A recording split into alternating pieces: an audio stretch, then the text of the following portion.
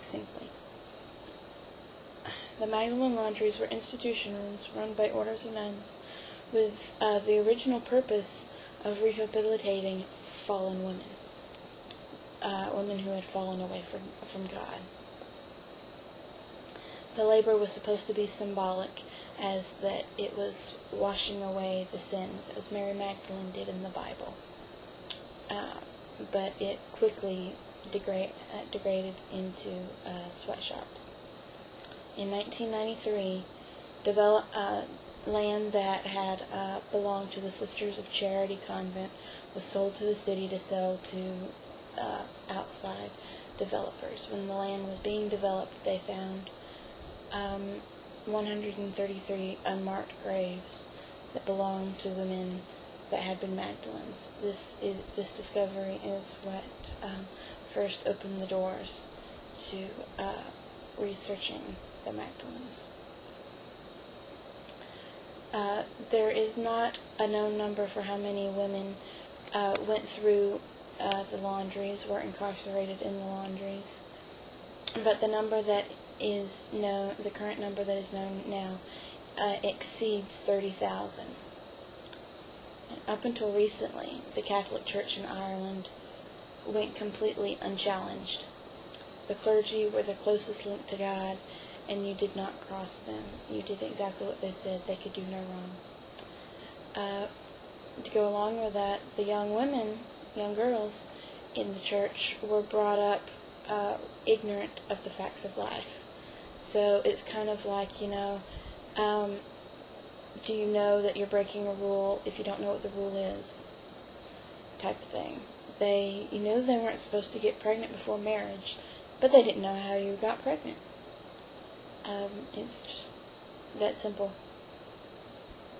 In the documentary Sex in a Cold Climate, which inspired Peter Mullen's movie Magdalene Sisters, which is an awesome movie,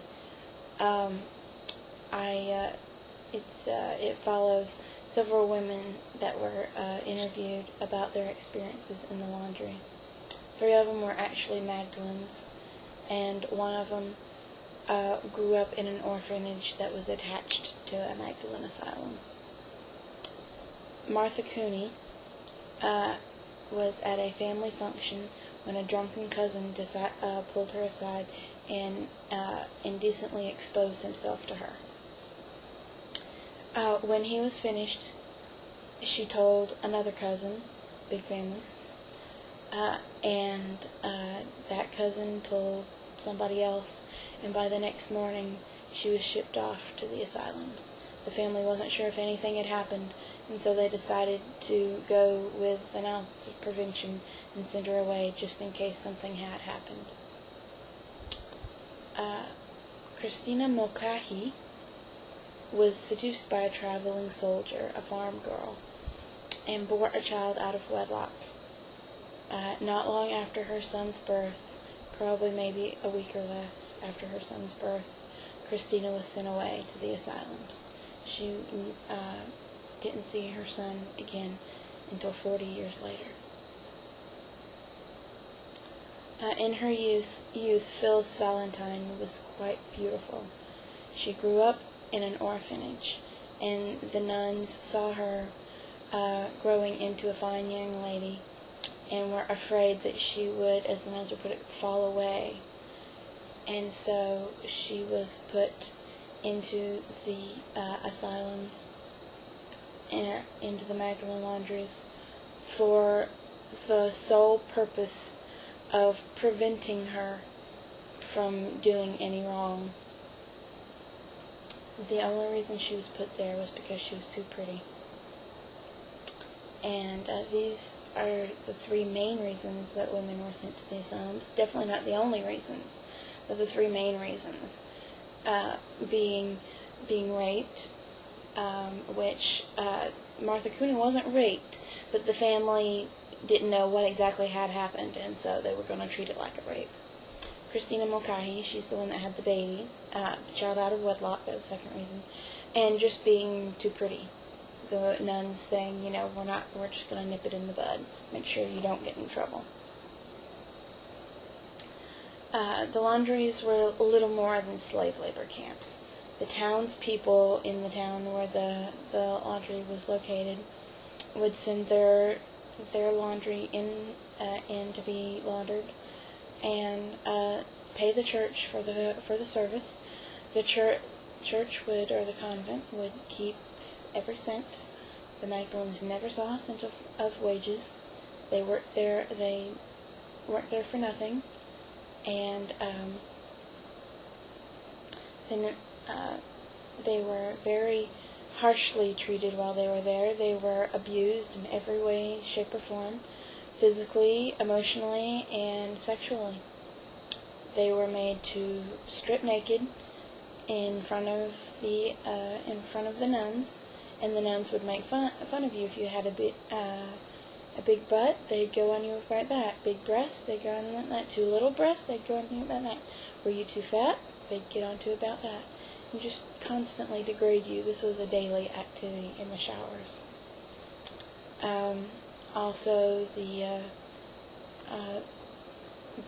priests that oversaw everything, there have been cases of them sexually assaulting, indecently exposing, and up into raping certain women in the asylums.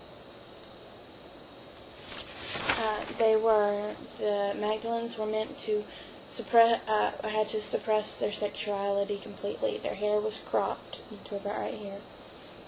They had to wear brown, drab uniforms that, if you can imagine taking a flour sack, one of those big brown burlap flour sacks, and cutting a neck and arms in it and adding a belt. That was about what their uniforms looked like. So they could not look good at all, and they all looked similar.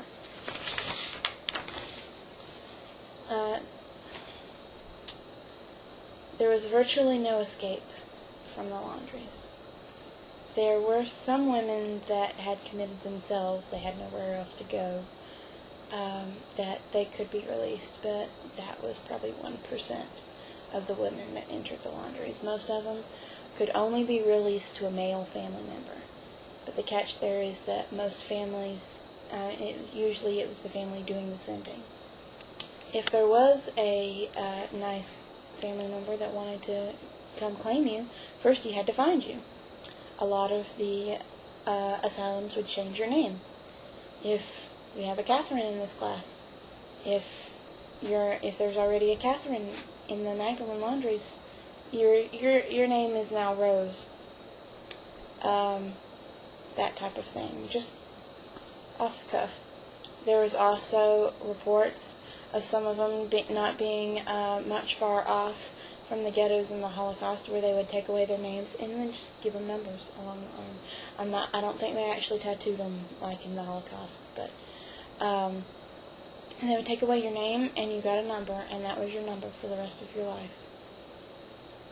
And so, to get out, there were a few escapes, but of course they tried to nip those in the bud. You had your hair chopped off if you were caught trying to run away. And there were many that spent their entire lives there. As bad as this situation is, you'd think that it would be an ancient crime, that it would have been, over 100 years ago or more. Middle Ages, Dark Ages. But no, it started sometime, we don't know exactly when it started, but the earliest accounts we have are in the 1800s, and the last asylum closed in 1996. Now, granted, that asylum was made up of old, 80s, kind of was like an old folks home, 80s, 90s women. And when the laundries closed, they just stayed there. I mean, they'd spent 40, 50, 60 years of their, 70, 80 years of their life, depending on how old they were, in the asylums. And where else did they have to go? This was the entire life that they knew. And so, I would like to thank you for this time, and I hope you know a little bit more about this topic than you did, and I hope I've piqued your interest. Thank you. Bye.